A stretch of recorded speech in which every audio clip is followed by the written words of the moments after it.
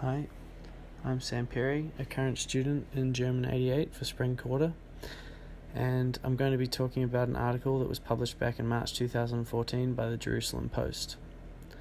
The article makes a critique of a cartoon published by a German artist which is of an octopus wearing a Facebook hat, and it is reaching out to grab computers, phones, and on one tentacle is the WhatsApp logo. This is timely because the cartoon was drawn shortly after Facebook announced its $16 billion purchase of the WhatsApp company.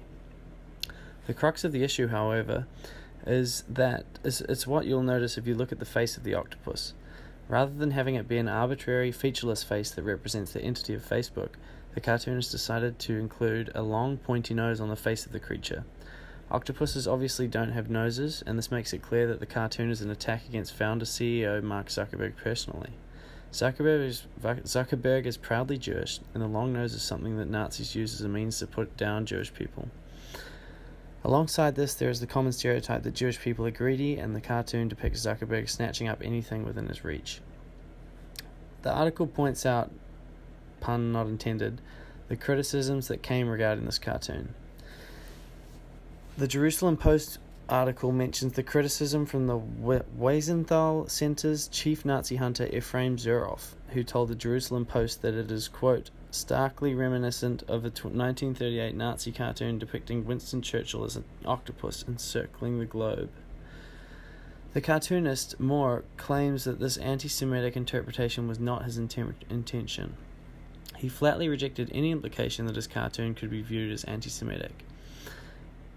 He claims the cartoon was a combination of an octopus and the character from the Pirates of the Caribbean, Davy Jones.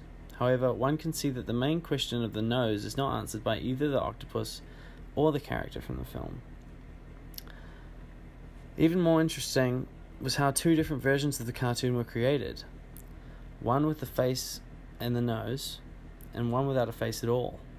This makes it apparent that people within the cartoonist's own publishing company took issue with it enough for him to make another version. All of this is tied together by the German concept of Vergangenheitsbewältigung. The word represents, in the German language, the pain associated with coming to terms with one's past. It has shaped German culture in a huge way since 1945, and we see it in work here.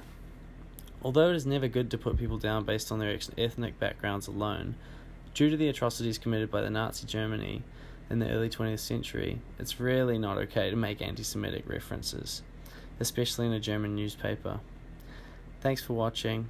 Auf Wiedersehen.